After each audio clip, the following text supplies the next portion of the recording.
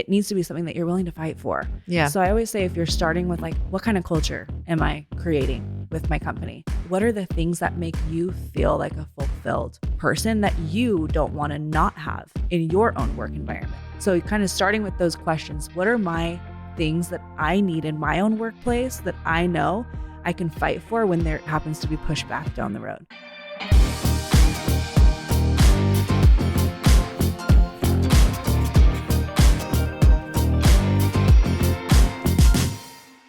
Welcome back to the Earn Your Happy podcast. I hope your week is off to the best start, because if there's one thing in our control, it is how we feel. It doesn't always feel that way, but listening to a podcast like this, or reading a book, or just getting around those people who really help you kind of up your vibe is going to be a game changer.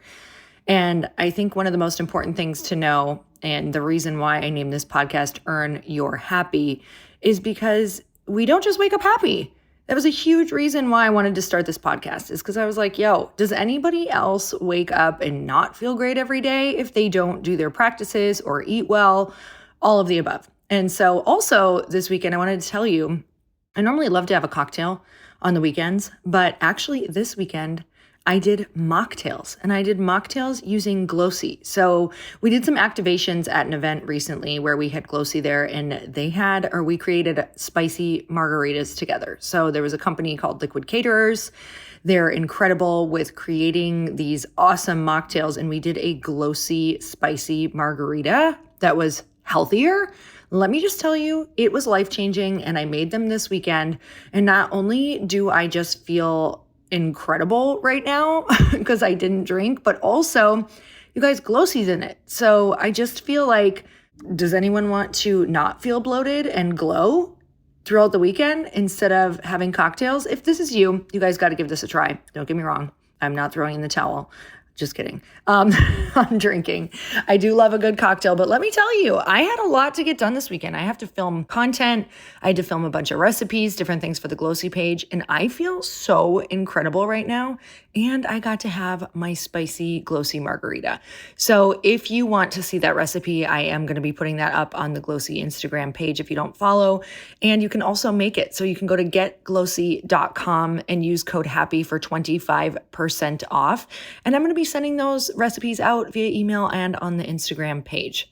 So if you're part of the Glossy community, you are going to get that recipe. And also, I don't know if you guys know this, but I started subscription calls. So if you get on subscription, you get a 45-minute call with me and some of my besties, and sometimes Natalie Ellis, who is the co-founder of Glossy with me now. And like that alone is such crazy, amazing, epic value and community. You guys have to go and check that out. So today on the podcast, I have one of my favorite people. You guys, this is a woman who I became really close friends with because she was always doing my hair. She was doing my incredible extensions and color. And if you guys have ever done that before, you know that you sit in the chair for a very long time, sometimes 4 to 6 hours. And let me just tell you, if that doesn't start or deepen a friendship, I do not know what does.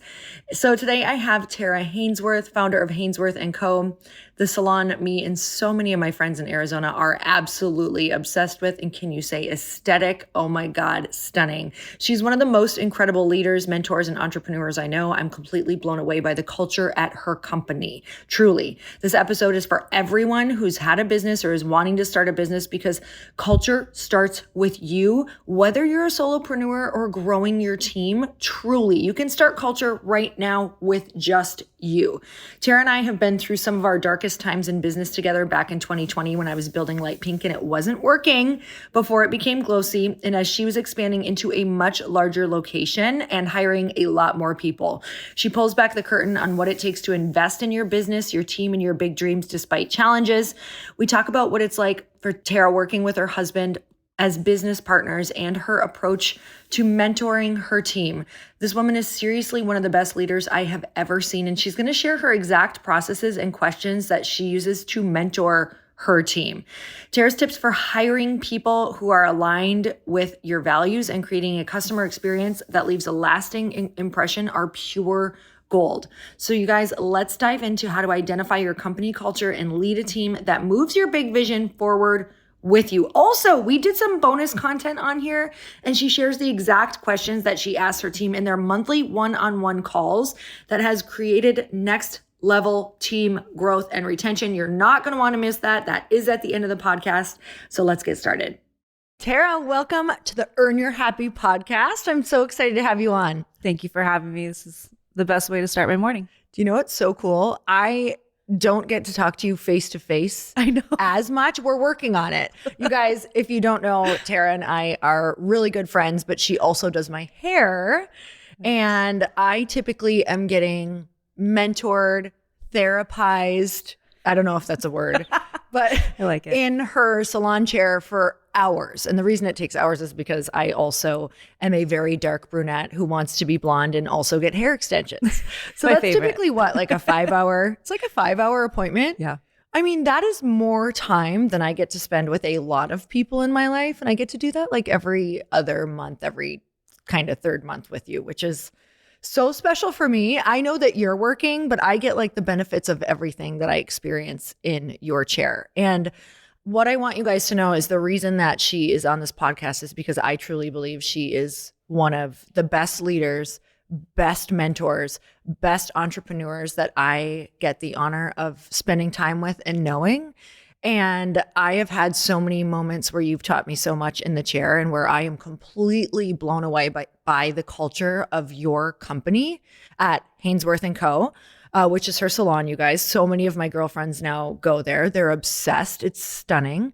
That I wanted you to come on the podcast today to share a bit about where your culture came from, how team culture truly affects the bottom line, whether you have one employee or whether you're a solopreneur. These are things that you can really start to think about and even things you can incorporate with yourself. So this is not just for people who have a team or who have a big team or a successful business. This is for people truly who want to start understanding what culture means. And it starts with you, right? It starts with yourself. So welcome. Thank you. Welcome to the show. I'm super excited that you're here so that we can talk face to face. I'm so grateful. It's like constant living proof that if you stick to your guns, your ideal clientele just literally falls into your lap, because it's exactly what you have become for me. Was someone who was not only an ideal client, but you became a friend and you just support everything with all that you have for your friends. And I'm just lucky to be here. So thank you. I mean, you know, you guys, this can go deep because we were about to go get permanent bestie bracelet jewelry and we just ran out of time. Like, this is what happens when we end up talking about business. And something I want to share before we get into this is you and I have actually been through this, like, some of the hardest parts of our journey together. And I remember when I would go and get my hair done, I was like, oh my God, I can't wait to talk to her, because I know that you were upgrading to this stunning salon that you're in. You were growing your team like 10x at the time, going from where I first met you in a smaller location. How many employees did you have at that time? We had 12. Okay. So still not that small, but you had 12 in your past salon.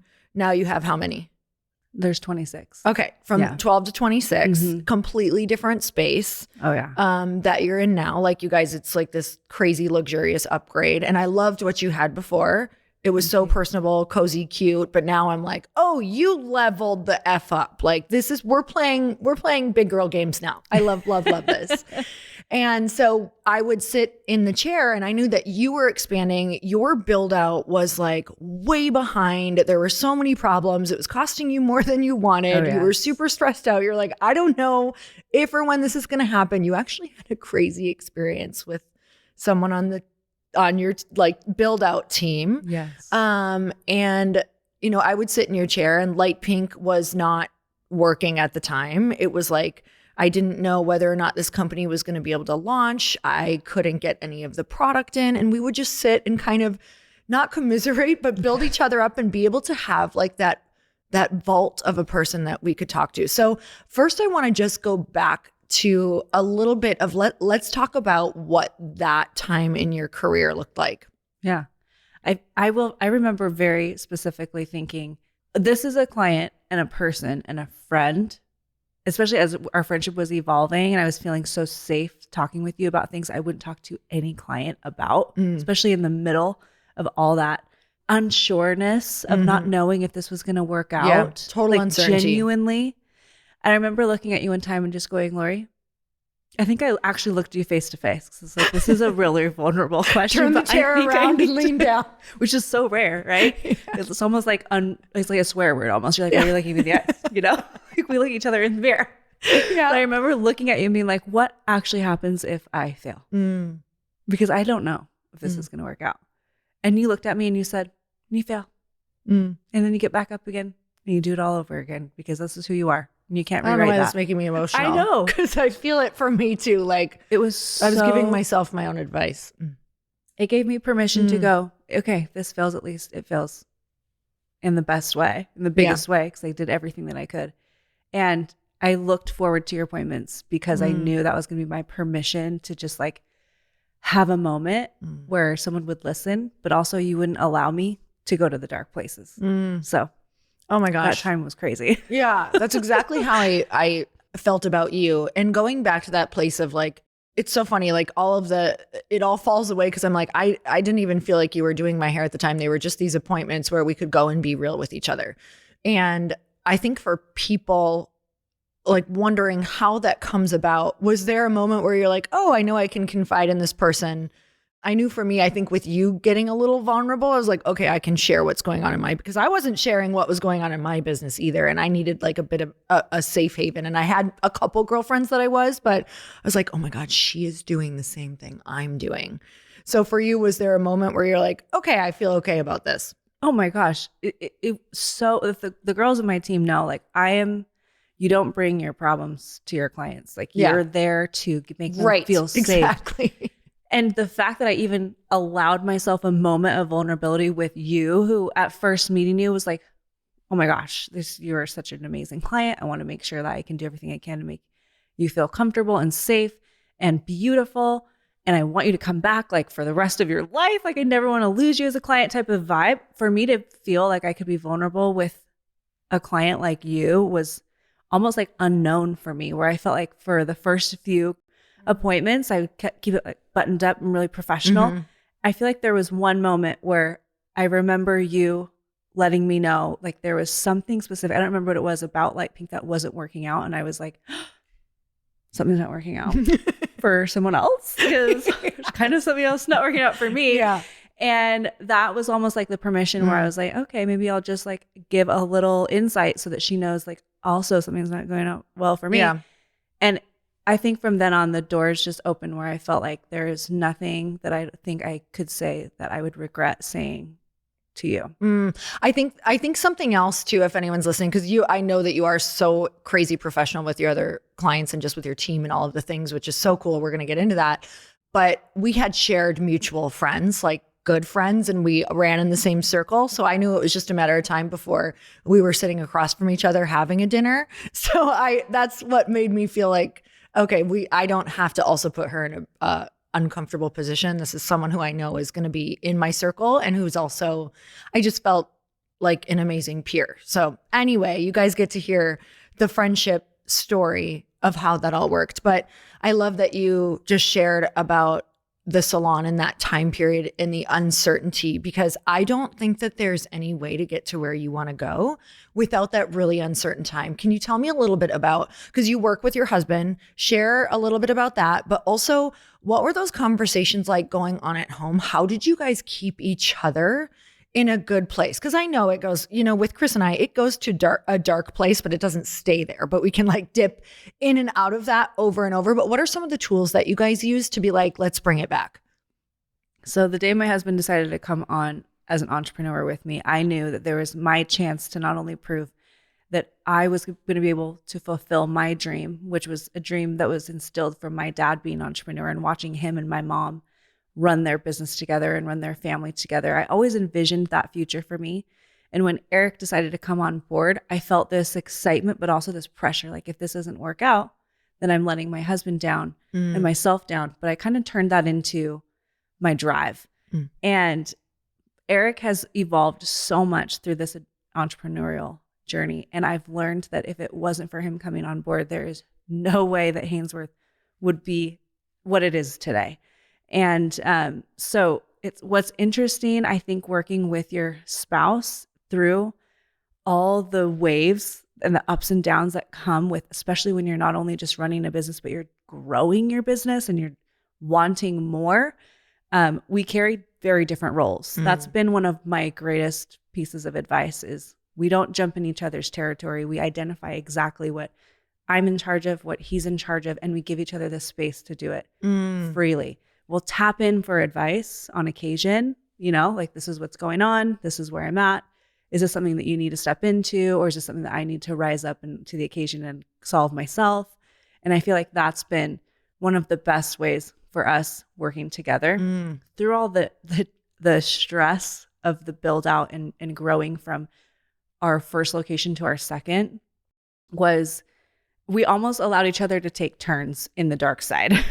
I think we still do this today. That totally happens. Yes. When I see Eric going down in the dark side, I know, even if I'm also wanting to go in the dark side for a moment, I just know like, nope, we can't both do it at the same time. And we kind of give each other, and it's great practice because for me, I'm like, okay, even though things are tricky or challenging right now, it doesn't mean I just need to give in and go to the dark side. I need to still rise up and be positive, be my natural self, and help my husband get through what he needs to get through, because I know next month he's going to be doing it for me. Right. Totally. It's the weirdest thing. I know Chris and I do this, and I just saw our podcast team, their husband and wife too. They're in the room with us. I just saw her shake her head like, yes, we do this too. Like we come up, go down. It's the weirdest thing. Like I'll see Chris doing it. And I'm like, oh, no, I can't do it. Once in a while, I indulge myself and I'll do it for like 30 seconds. Yes. And I'm like, that doesn't work, does it? We both can't. Why did we do that? Yeah, exactly. I know. Oh my gosh. Okay. So I just want to circle back to the build out, because I want people to really understand, because you were building you were going from your initial salon to building like the dream. You're building your dream salon, dream aesthetic. You are the queen of aesthetic. You're the queen of setting the mood, setting the tone. And so you're building this out with an architect. Yeah. And what's going on at that time? Because I know the build out had some major things happening. So tell me a little bit about, did that happen on your timeline? Was it smooth? How did that feel? What did that look like? Well, first and foremost, we had every intention when we first opened Hainsworth that we were going to be in our 280 square foot super suite for a year. Okay. And then after a year, we were going to be growing out our dream salon. We were there for 5 years. Okay. And we started searching for the new upgraded location year 2 in, because we had our first baby first. Okay. And then we decided to start looking after we had our daughter. So that process alone of just looking for a space that could put enough chairs in and have enough parking spaces for the city's requirements and making sure it had everything that we needed was a 2-year process. And then 2020 happened. So then looking for a space during 2020 was kind of a nightmare. We sent in 9 LOIs and got my hopes up every single time. What's an LOI? It's your letter of intent. It's, okay. I'd love to lease your space. Okay. And it just starts that conversation back and forth, that contract of, are they, worthy? Are they someone we want to lease? That kind of stuff. So every time I was thinking this is going to be it, it's going to be the space, and then it would fall through, and then it would be just a total low, right? It was just this up and down journey from those last 3 years. And we didn't sign, we signed our lease December of 2020. So if that gives you any insight as to how it started, that's the best way to do it. It was insane. The lumber costs were like 7 times the amount. The first bid that we got for the build out, we ended up almost quadrupling it at the end of the day. Yeah. It turned into a much larger project than we ever anticipated, that we required money that we didn't even have. So we had to figure out how to do all of that on top of it. That's right. You had to go and get super creative and get help and figure that all out. Yes. Okay. Yeah. And we're already in this lease. We're already signed in. And then, there's nothing we can do. Lumber now costs 7 times. So what are you going to do? It's like we had to pay. We literally sat. Nothing happened at the space for 6 months. Oh God. And we were already paying. So you're paying for rent. It, sitting on. Okay. So this is why we were commiserating together. Yes. And just the team wasn't working out. Like we would have a whole team that our contractor had coming in to do plumbing or electrical. They just wouldn't show up for like a week. Great. Love that. And we were like, oh, how's it going? Like, are they showing up? No, sorry. He was showing up at other projects, just being like, hey, I'll pay you guys $2 more an hour to come do this project. Wow. At Hainsworth. I mean, he was amazing trying to help us out, but it was like nothing was working out. And eventually we had a challenge. One of the most tragic things that happened during the whole build out that really put it in perspective for us was one of the architects that we had worked with. We couldn't get a hold of him for months. Mm-hmm. And we finally found out that the reason why is because he had like tragically passed away. And it was just like one of those things where it was just like roadblock after roadblock. Yeah. Like, this is like, if there is a sign that God is giving you to turn back, I think that happened like 6 months ago.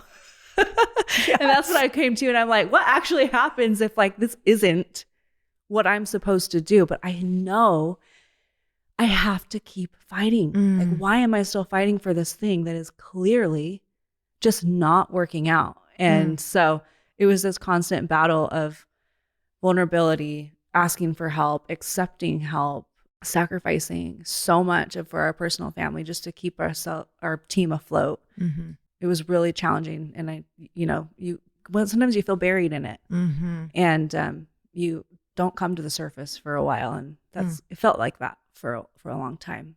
Oh. If you've been listening to this podcast for a while, you know that my husband and I are huge takeout people. Like, all we do is get our meals out, because by the time the day is over, we are so exhausted. And living in California, we have some pretty decent options. But I have to tell you, recently we spent 2 months in Wisconsin at our lake house, and we were grilling out like every single night because they really don't have DoorDash there. So what we noticed is that we just felt so much better cooking meals at home. Except the downfall was that, again, I'm tired. It's exhausting. I don't know what to cook every single night. And that is why Chris and I decided to try HelloFresh. HelloFresh, you get farm fresh, pre-portioned ingredients and seasonal recipes delivered right to your doorstep. So you also can skip the trips to the grocery store, and you can count on HelloFresh to make home cooking easy, fun, and affordable. That's why it's America's #1 meal kit. And can we say that you get to save on the tips as well? So we all know home cooked meals are so much better for you, but we don't always have the time to pull it off. But with HelloFresh handling all the meal planning, shopping, and most of the prep, it's super easy to get dinner on the table in a quick and painless way. So the coolest part is that it's easily customizable. You can customize your meals with protein or veggie swaps. And don't forget to check out HelloFresh Market for more delicious add-on items to jazz up your weekly deliveries. So you guys, this is so cool because HelloFresh is offering free breakfast for life if you go to HelloFresh.com/free-earn. 1 free breakfast item per box while subscription is active. That's free breakfast for life just by going to HelloFresh.com/free-earn. FREEEARN. Free earn. I want to take a minute to tell you about Found. Most of you are business owners who listen to this podcast, and imagine if you no longer needed 5 separate apps for your business bank account, your expense tracking, your invoicing, your contractor payments, and your tax planning. And now there's one that does it all, and that is Found. Found is business banking designed for small business owners just like you. I love the automatic expense tracking because I am horrible at saving receipts, especially while I'm traveling, and keeping track of my bank statements. You guys, there are so many awesome testimonials about Found, and Trustpilot says, I've never seen an app for freelancers, contractors, and business owners that has everything they need with such automation. So you can try Found for free at found.com/earn, and you can sign up for Found for free today at found.com/earned. That's FOUND.com/earn. Found is a financial technology company, not a bank. Banking services are provided by Piermont Bank, member FDIC. Found's score features are free. They also offer an optional paid product, Found Plus. You guys, let's get back to the show. I'm so grateful because this episode is brought to you by one of our sponsors, BetterHelp. You guys, these episodes aren't possible without getting incredible sponsors. So I want you to think about a time when you've really wanted to try something new. And I talk about it all the time on this podcast, that it's so important to go and try new things, to have things to look forward to every single week. And some of us and some of you don't even know what that would be that would light you up. And therapy is one of those things that can really help you get to reconnect with who you really are and what lights you up again. And I also know that therapy is one of those things that can help you work through the fears around doing the new things that you know would reconnect you back to your soul, back to the fun, and back to the whole reason why you're here. A lot of times, if we're feeling bored or anxious, it's because we're just not living in the way that we came here to live. And we're ignoring and avoiding all of those little nudges that we have to go and do the things that we want. I can tell you that I have pretty much always had a coach or worked with someone who is a therapist to help me to reconnect to myself and figure out why I'm feeling the feelings that I'm feeling. So if you're thinking of starting therapy, give BetterHelp a try. It's entirely online, designed to be convenient, flexible, and suited to your schedule. All you have to do is fill out a brief questionnaire to get matched with a licensed therapist and switch therapists at any time for no additional charge. So rediscover your curiosity with BetterHelp. Visit betterhelp.com/Lori today and get 10% off your first month. That's BetterHelp, HELP.com/Lori. Okay, so the reason that I'm so excited you shared that is because on this journey, there are so many people right now who think they're getting signs to not do it. How did you know to stick with the initial feeling? We talked about this yesterday, actually. We had someone on who we were talking about intuition of like, where did you go back to the moment of knowing, going, this has to be it? Because I don't know I don't know who else I am. How did you know to keep sticking to it? Because honestly, everything that could have gone wrong, you guys literally went wrong for her, and same for me. Everything that could have gone wrong for me went wrong. And it's not that I wasn't supposed to do it. It was that it needed to look a little bit different, or the path was going to be different, or that I needed those lessons to become the person who could actually start this company now. I have a couple moments where I know, not a couple, I have one where I knew I was supposed to like stick with it, or that I would go back to knowing. Is there anything for you that you were like in this moment, in this feeling, or in this vision, or whatever? How did you know to keep going? I can say without a doubt, the reason I kept going had nothing to do with me, had nothing to do with my family, had everything to do with my team. And I truly, again, that's why I love talking about culture and your team and what you're building and your biggest mission. Because if it wasn't for our quarterly team meeting where we're sitting down all together in person, having a moment of connection and me sharing with them how hard it truly was and being so vulnerable with them, and quite frankly, letting them know I don't know how this is going to go, their response to it was proof that I was supposed to keep going. So I think that they were the reason why I kept going. So totally. I'm glad that they did push me there. So much of it is the people around us and who we surround ourselves by, who remind us when we forget. With Light Pink, or the reason that I knew to keep on pushing through with this general idea of what Light Pink was to really bring women into a circle that would help them level up their dreams, essentially. Like, if you have that big dream, I need to be the person to help them understand how to raise money, how to make it possible, how to work together. And I remember in the beginning of that vision, I was like, yeah, this would be amazing. I would love to bring like this this product company to life. I love, I love products. I love building team, working with women, all the things. But I had a moment in the beginning where I literally dropped to my knees at my house, because you get those, like, I know this happens to you too. I think it happens to a lot of people, but like I had full body chills and I was like, oh my God, I'm supposed to bring women in, like investors, like let them own part of this. And it didn't matter if it was Light Pink, the non-alcoholic rosé, or if it's Glossy, which is now, a skin routine you can drink. the Daily Beauty Hydrator. If it was that, it didn't matter which one it was. It was that the mission was the thing that I knew was supposed to pull me through to the end, to give women a bigger opportunity if they had bigger dreams. Like I was like, oh God, if they don't see that this is possible, like who's going to show them how to do it? And the moment that brought me to my knees was like, oh my God, it's me. I'm supposed to do it. And it was so scary. But that's probably how you felt about your team. Like, oh God, if it's not me to like lead these women, who's going to step up and like show them how to lead? Okay. So I love this because this brings us straight into talking about culture.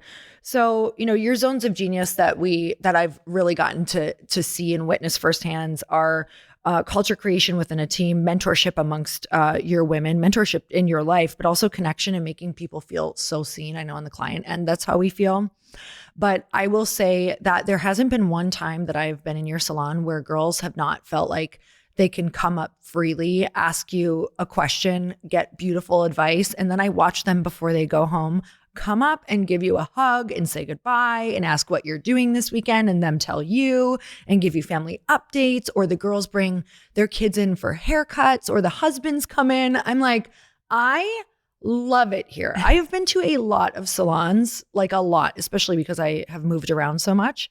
I have never seen anything like it. I've never felt so warm, comforted, such family vibes, so much that I'm like, Tara, I love you so much, but I don't care which artist I go to here. They're all amazing and I enjoy every single one of them.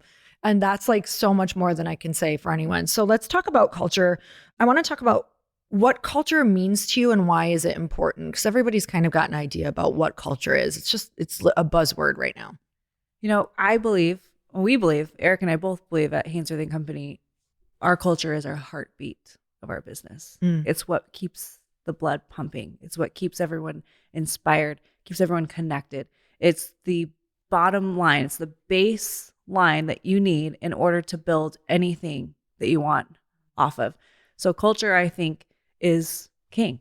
And I truly believe that with a genuine culture that feels like it's the intention behind it is to bring people further in their careers or to bring people deeper connection in their appointments. It allows every moment that you're at your job or working at your place the place that you work, it becomes about more than a transaction. It becomes about a way of life. So I truly believe that culture is the heartbeat of your business.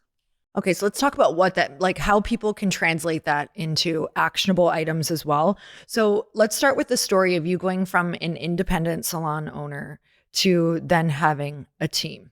Yeah. So when I first started in the hair industry, I was 19. Okay. Actually, I was 18 in hair school. But I always say like going through the beginning process of establishing my career, I also was discovering who I was, being so young. And when it came to searching for the salon home that I was deep down not realizing I needed, going from salon to salon, I found myself just acting differently, not really honoring who I was, not being given the space or the permission to figure out who that was. It was always confined in a box within the type of environment I was working in. And so I kept looking for salons to try and find that. So that led me to becoming a booth renter or an independent contractor for a salon.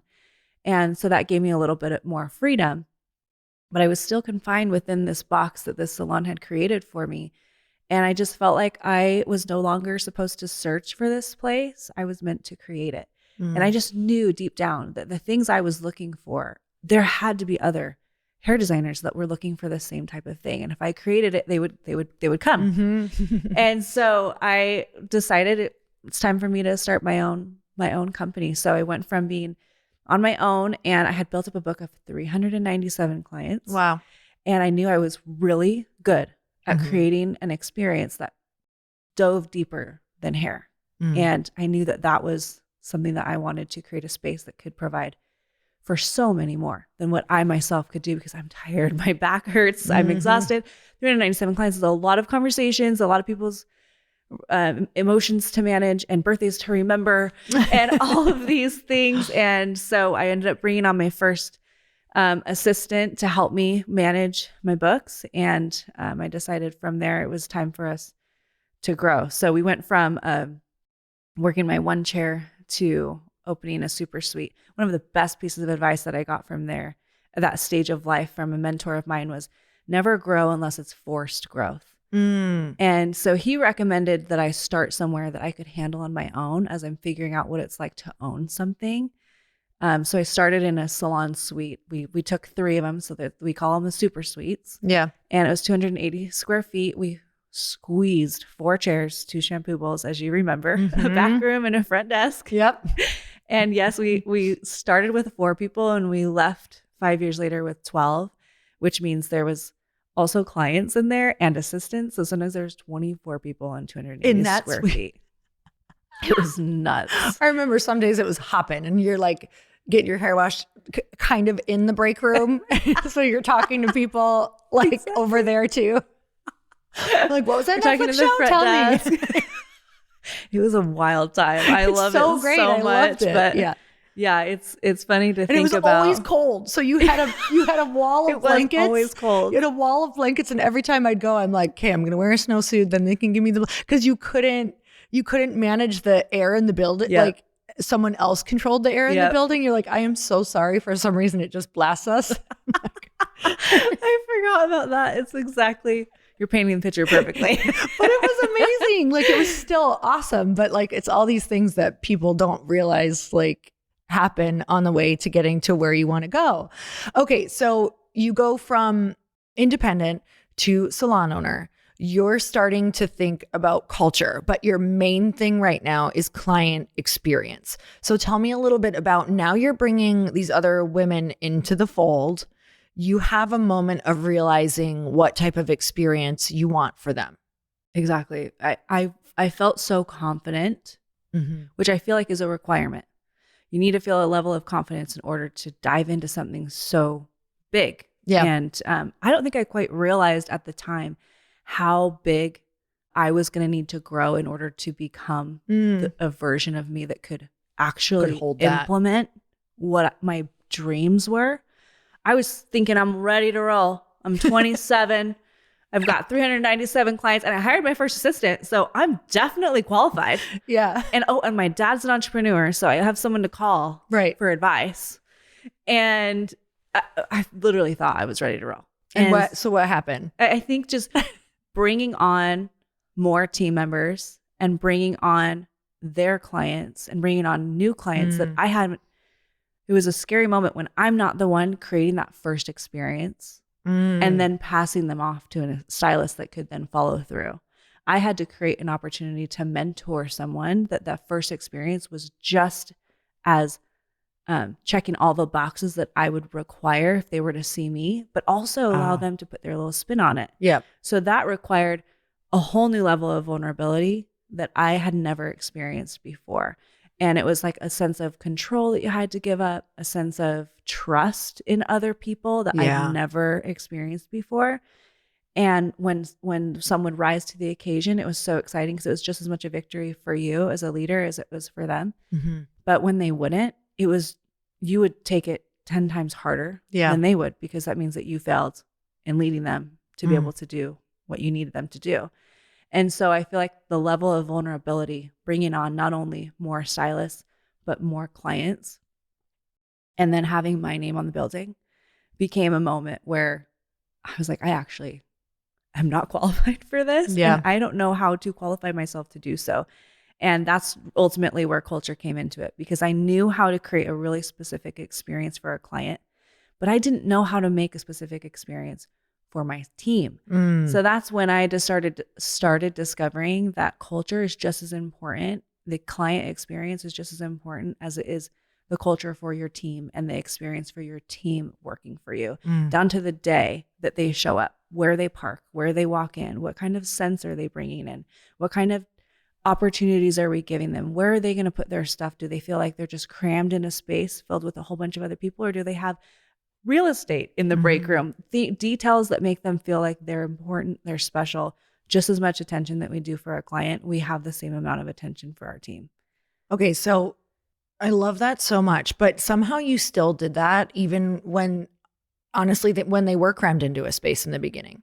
So tell me about the first things that you started to implement and like learn in the beginning that you did with your team that started to create culture? What were some of the first steps that you did in order to go, what is this? How do I do it? How do I identify who we are? Tell me a little bit about that. When it came to Eric and I talking about how do we make this team amazing Yeah. and how do we feel fulfilled by building a team? And I can't help but just revert back to all of my traditions that I grew up, the way that I was raised. And one of the first things was Sunday dinners. And we don't have any family in Arizona. So we were like, I've always wanted to have people over for dinner on Sundays. So how about I just call them Sunday family dinners? And it's open door policy. Whoever has nowhere to go, they can come to our house and I'll cook them a home cooked meal. And we'll talk about work. We'll just connect. And it started with just, the six of us and us being able to sit at my dining room table. And we would open it every Sunday. So sometimes one girl would come, sometimes all of them would come. Oh yeah. And then it turned into, how about you bring your significant other? How about you bring your friend? And at one point we had one of our girls bringing her dad. And it was just like became this moment where it was like, I work at Hainsworth Company. Oh, and they do this really cool thing called family dinners. And I've never worked at a place that's offered anything like that before. And so it started there. And then my mom always does these big, cheesy Halloween parties for, where you do games and things. So then I would do, little get-togethers. And now we call those gatherings instead of like a Halloween party. So they've evolved, but they started with just these things that I knew were going to fill me up and were going to make me feel like I'm being my authentic self. And I'm also leading them by creating connection and bringing them together outside of the salon. And so that they have that deeper connection. So when they're at work and we're all being challenged or we're all having a hard day, we know that the heartbeat is always going to be consistent. It's always going to be there. The culture isn't going to fail. So they've started at those small things and they've evolved and grown now that there's 28 of us total. It's crazy how we can't have every family member and team member sitting at our dining room table. And I can't cook that much every Sunday. No. So it's turned into a quarterly family gathering. And so it's been everything becomes even more intentional the bigger that we're getting. But that's how we kind of have allowed our culture to grow with the team and the company as well. Okay, so I watch you kind of do these check-ins where you're like, okay, we're growing. How can we still keep this thing, but it's going to look different? And I think sometimes people can panic or they can feel like they need to stay small because they're going to lose that.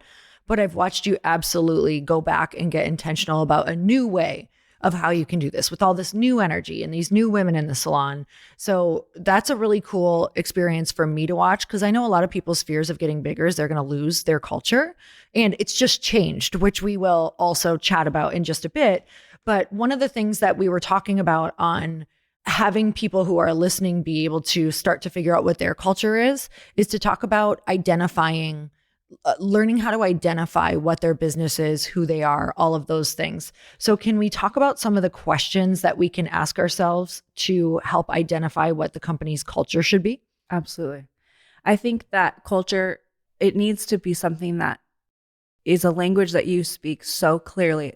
It's ingrained in you. It's a part of who you are as a person, so that no matter what types of challenges or pushback or personalities that come onto your team, no matter how many challenges come and kind of push against or force against your culture, you know that it's worth it to fight for it. You know that you may need to pivot it, but you're not just going to let it fall off because you're like, oh, I don't think they like this anymore. I think this is too hard or too much. I'm asking too much of them. Yes. Allowing them to pivot is important, but knowing that it's there for a reason and it's not going anywhere. It needs to be something that you're willing to fight for. Yeah. So I always say, if you're starting with like, what kind of culture am I creating with my company? You need to know what are the things that make you feel like a fulfilled person that you don't want to not have in your own work environment. And for me, I had to have some family traditional type of concept. I had to have a way for me to get to know the moms, the dads, the sisters, the siblings, the kids of the people that work for me. So that was important.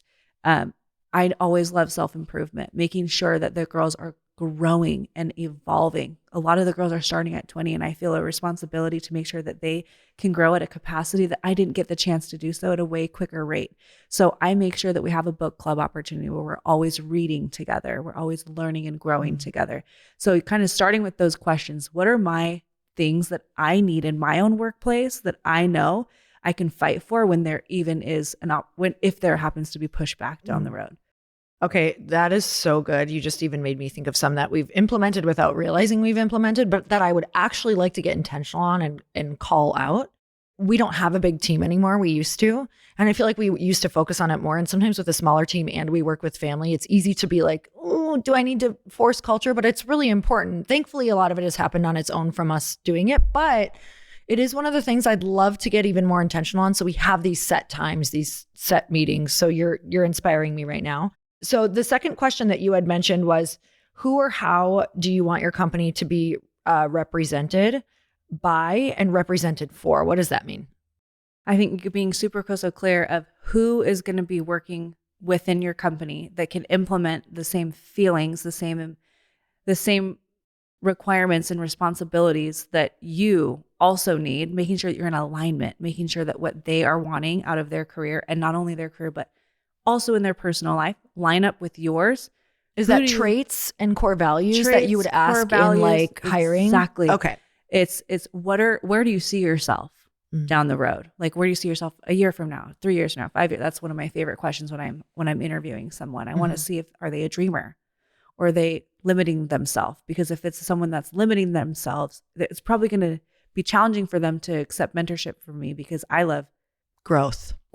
I want to see you change. I want to see you grow, not completely transform. I want to see you leveling up and always working towards this better version of yourself, just like I am. Right. So that we know right away that they don't fit in the culture. If they're like, I'm happy right here, you're like, okay, I know that the way that we run is not going to be a good fit. Exactly. Love that. And then same with the clients, making sure you're explaining the type of experience and you're showcasing what type of experiences.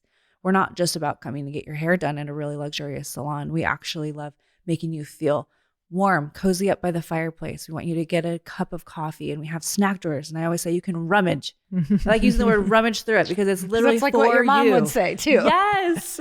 I want you to like, and your open house the has drawers. a snack drawer. I love it. Yes. Like you can't help. You and you kind of force it. It's like we ask our clients like 20 times, you need something to drink, you need something to snack. I don't want people to feel warm. Like grab the blanket from the wall and get cozy in your chair. And you're going to say hi to everyone down the hallway, down to the chair along the way, like wanting to make sure that that is the experience that a client is looking for. So they're not like, oh my gosh, they're kind of aggressive. It's like, oh my gosh, I love it. They give me coffee and they give me that. So making sure that you are very crystal clear yourself on who you want to be represented by, and also who you want to be, what you want to be representing for, what type of client you want to be representing for. I love that. It's making me think on our team, it's enthusiasm. Like we want every single team member to make the person who they're talking to, and us also with our team to be enthusiastic with them.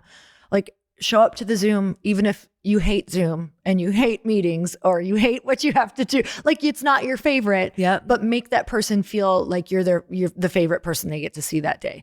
And I think that literally just, it changes everything. When you make someone feel special or excited to see them, it's one simple thing that can completely make someone's day and change the game.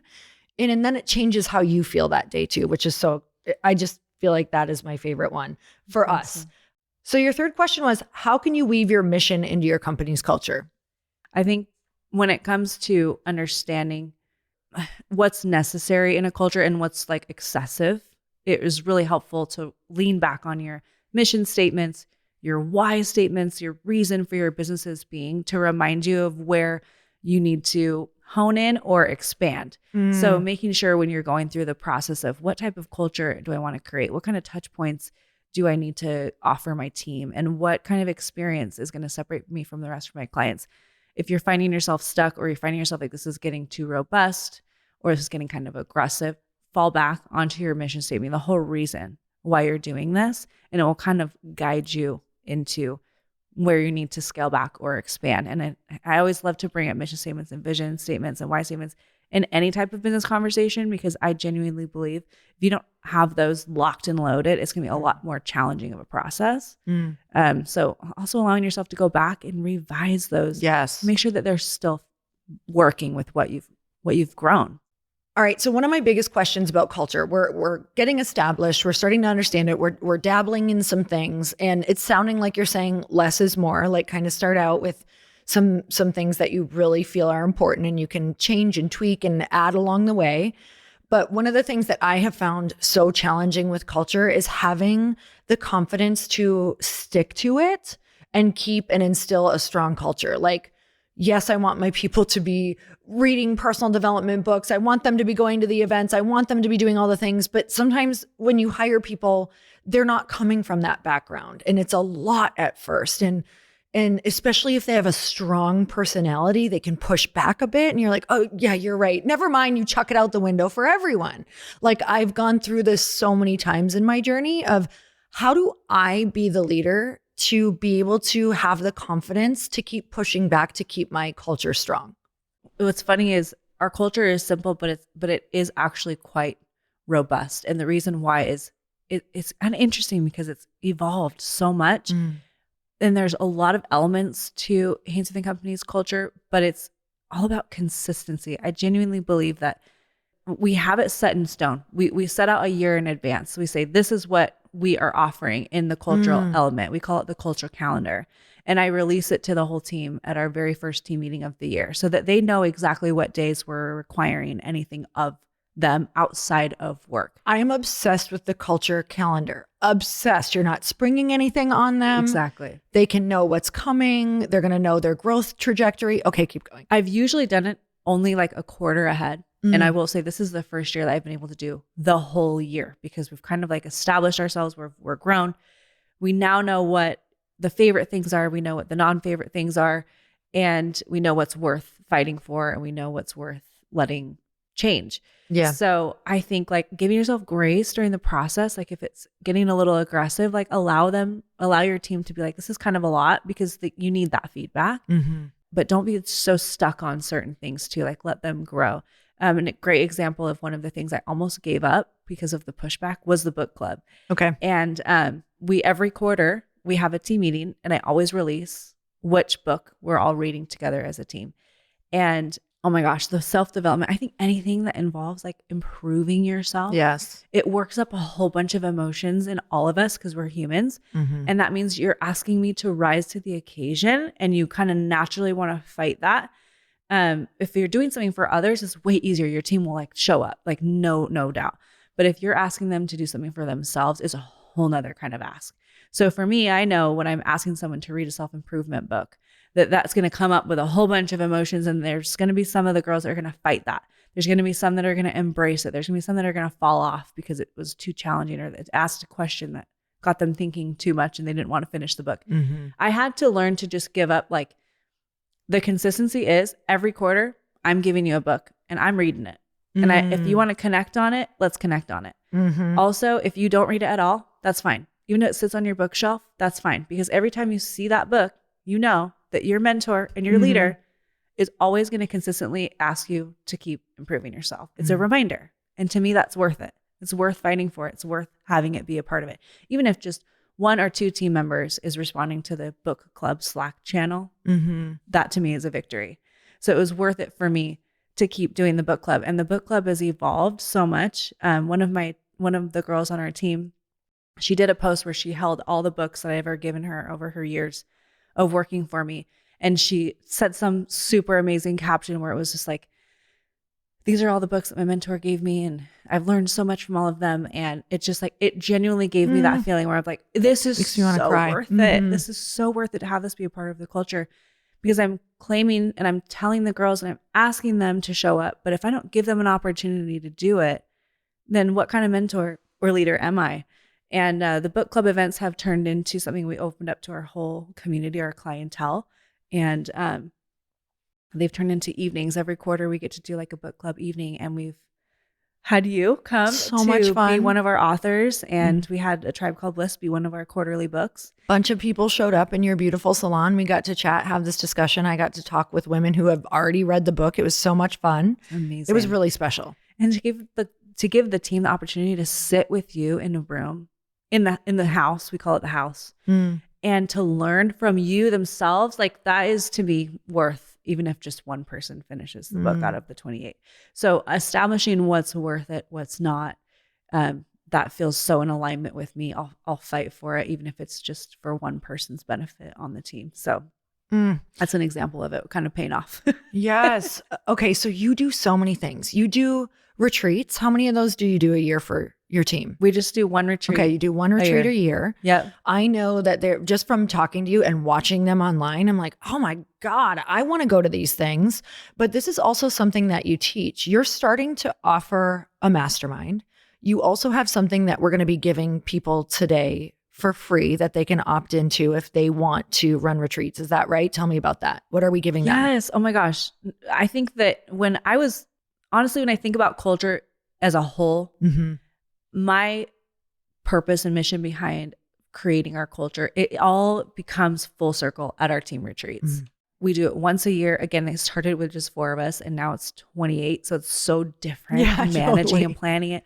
And it's something that we do for the team. So we provide everything for it. So it is an expense. It is so worth it. But to you, it pays off like 100-fold. It's my opportunity to take every single element through the whole year of working for our company, where it all comes full circle. Our theme, our book clubs, our workshops, our self-improvement, your rest, getting into fresh air, and spending time together as a team, and actually not having anything to do with hair is such a refreshing change of pace. And it creates this whole new connection of the team. We come back. I always say it's after retreat high, and we're heavily motivated. We're excited. We're connected. We're ready to get through the holiday season and all that. So retreats, ultimately, if I could wrap a culture into one thing, even if you just host one retreat a year, you would have an amazing culture as long as that retreat is intentional.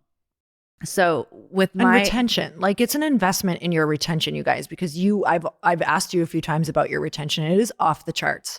It's like nothing. There's usually so much turnover in this industry and your retention is insane. So your culture is an investment in your retention. Exactly.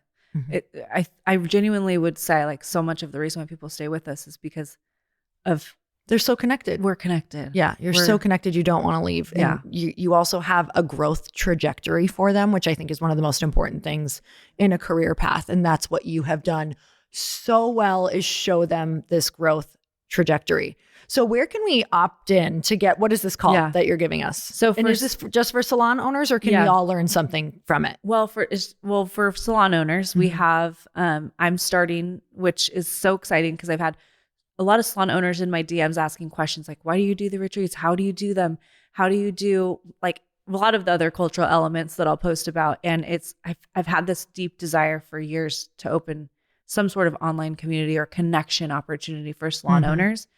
I feel like this is such a rare thing in my industry. And I feel like a kind of a calling to create an opportunity for those that need it. So for salon owners, I'm starting their salon owner community.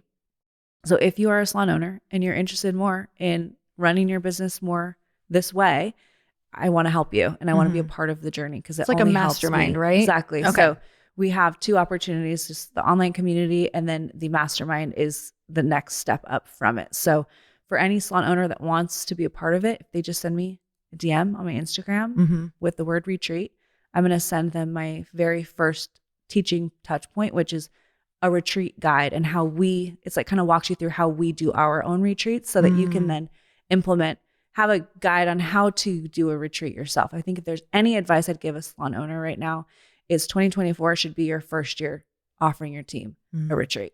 So that's what we wanted to offer salon owners that were interested to come, inquire about our community or our mastermind. We'll send you our retreat guide, and then also the first step in how you could apply to be a part of the community or the mastermind. I love that. And in all honesty, it's for anyone with a team. I think anyone with a team should do some sort of day or getaway. I really, really, really believe that. So DM her the word retreat. What is the handle that we should DM? It's Tara.Hainsworth Co.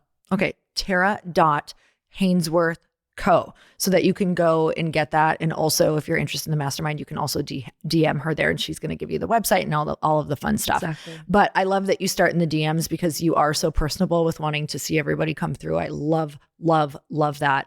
Okay. We have talked about so much awesomeness here, but you held back on something, which I'm so excited about, that we're going to offer in the bonus content. So you guys, if you want to opt in for the bonus content, all you have to do is go down to the show notes, and she's going to be talking about one simple tip for exponential team growth and retention. One simple tip for exponential team growth and retention. So all you have to do, go opt in the show notes where it says bonus content, and I'm going to send that straight to your inbox. But Tara, I am so grateful for you. I loved this podcast more than I can tell you. It was so helpful for me. Thanks for therapizing me once again. I don't think that's a word. But anyway, I love you. I adore you. I'm so grateful for you on this journey. Is there anything else that you want to share with people? I'm honestly just so grateful to be here. And this type of conversation is so enjoyable for me. So thank you for giving me the chance to be here and hang out with you, and hopefully help and connect with a few of your listeners. It would just be the best. So thank you. And you guys, she's like 3 weeks away from giving birth to her second child. So I was like, are we still gonna be able to do this? Okay, we got it. And you're just like still working, doing all these things, feeling great for this one. Maybe a little heavy breathing is all. That's all. We love your heavy breathe. We love a good creeper. It's our favorite. So, all right, everyone. Thank you so much. Go give her a follow and go opt in for that bonus content because you're not going to want to miss it. Okay, we'll see you in the next podcast. Bye-bye.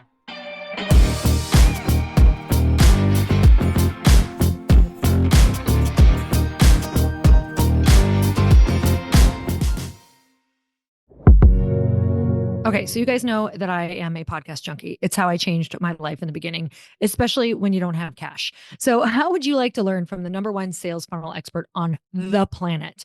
Now you have a chance to, without his usual $25,000 price tag included. You guys, meet Russell Brunson. He's the New York Times bestselling author of 3 books and a serial entrepreneur in a class of his own. Russell's in the trenches every single day, creating multi-million-dollar offers, running a 9-figure company, and growing a mass movement of entrepreneurs who are changing the world. As the co-founder of the 9-figure funnel building software behemoth ClickFunnels, I'm sure you heard of it, he gets a behind-the-scenes look at over 150,000 entrepreneurs' sales funnels to see what's getting people to whip out their wallets across every market you could imagine in real time. And on his podcast, Marketing Secrets, he not only shares the tactics, strategies, and formulas he's using to grow multiple 7-figure plus companies, he also sits face to face with other high-level entrepreneurs ready to spill their secrets of success too. All so you can profit from their insider tips on driving traffic, boosting conversions, and telling your story in a way that changes the world while building you a massive business. So what are you waiting for? Stop what you're doing right now. Go subscribe to the Marketing Secrets Show. Trust me, Russell's energy, expertise, battle-tested strategies, and world-class guests will keep you coming back week after week. Get ready to transform your marketing game and unlock the secrets to building a wildly successful online business. Subscribe to Marketing Secrets now.